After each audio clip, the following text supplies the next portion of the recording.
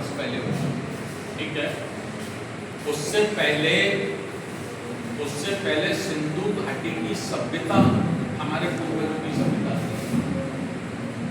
Doctor Birbal योगी ने किताब लिखी है, उस किताब का नाम है सिंधु घाटी के सर्जनकर्ता शूद्र और वणिक, ठीक है।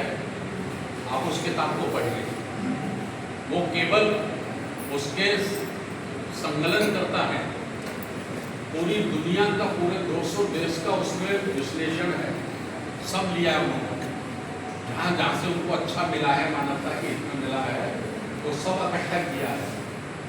वो किताब कहती है कि हमारे पूर्वज, किताब का नाम क्या है? सिंधु घाटी की सभ्यता के सर्जनकर्ता शूद्र और वणिक, गूगल कर लेना, गूगल पे खुल जाएगी, ठीक है। वो किताब कहती है कि जब तक इस देश में सिंधु घाटी की सभ्यता थी और किसी भी देवी देवता, ईश्वर और भगवान का निर्माण नहीं हुआ था, कोई पैदा नहीं हुआ था, ठीक है ना। कोई जाति भी नहीं थी, कोई वर्ण भी नहीं था, और उस किताब को पढ़ने में मिलता है कि गणतंत्र होता था उस समय, नगर पालिकाएं होती थी, नगर पंचायतें होती थी, और उनमें कई उदाहरण मिलते हैं कि महिलाएं चेयरमैन होती थी, महिलाएं सभासद होती थी।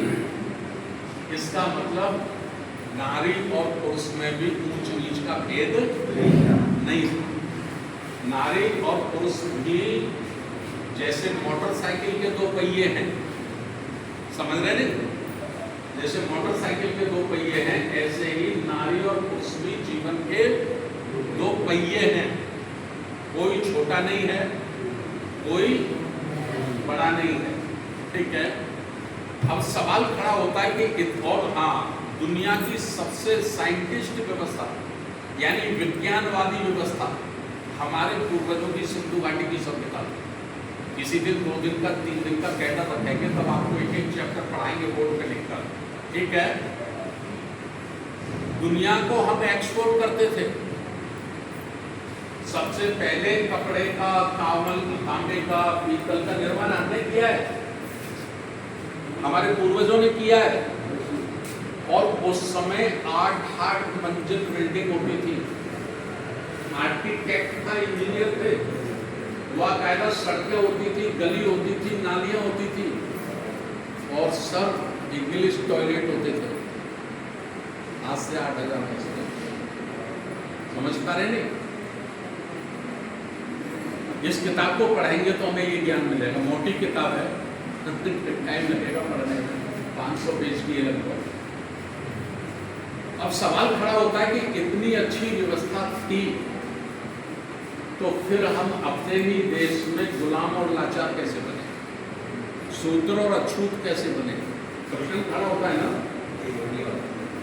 तो इसको जानने के लिए पंडित राहुल सांस्कृत्यायन ने एक किताब लिखी है, जो दुनिया के सबसे बड़े विद्वान थे, पंडित राहुल सांस्कृत्यायन। उन्होंने किताब लिखी, किताब का नाम है वोल्गा से गंगा। वोल्गा से गंगा। ये वोल्गा क्या है? ये मध्य मलेशिया में एक नदी है, ठीक है। और गंगा क्या है? गंगा भारत में एक नदी है। वोल्गा से गंगा मतलब नदी के किनारे किनारे किनारे किनारे किनारे किनारे चलते चलते आर्य हमारे देश में प्रवेश कर गए, ठीक है। प्रवेश कर गए ना, भूखा मरने लगे, चोरी चकोरी करने लगे, बड़ी परेशानी। राजा बलि का उदाहरण आपको बता। राजा बलि का शासन ऐसा था जिसमें बेटा बात नहीं करिए, बेटा सॉरी अर्जेंट बात है तो बात जाके करिए। बीपी रहता है मुझे, 28 गोली खाता हूँ मैं रोज। मेरे डॉक्टर ने मना किया है कि आप आधे घंटे से ज़्यादा नहीं बोलेंगे। मैं रिस्क लेके बोल रहा हूँ आपके बीच में, इसलिए बोल रहा हूँ कि जो बात मेरी समझ में आ गई है वो कम से कम मेरे समाज की समझ में भी आ जाए। इसलिए मैं रिस्क लेता हूँ, ठीक है। तो राजा बलि का शासन सुना है आप लोगों ने? कितने लोग आप बताओ जिन्होंने सुना है? चलिए करीब 10-12 आदमी। राजा बलि के शासन में जब उनका राज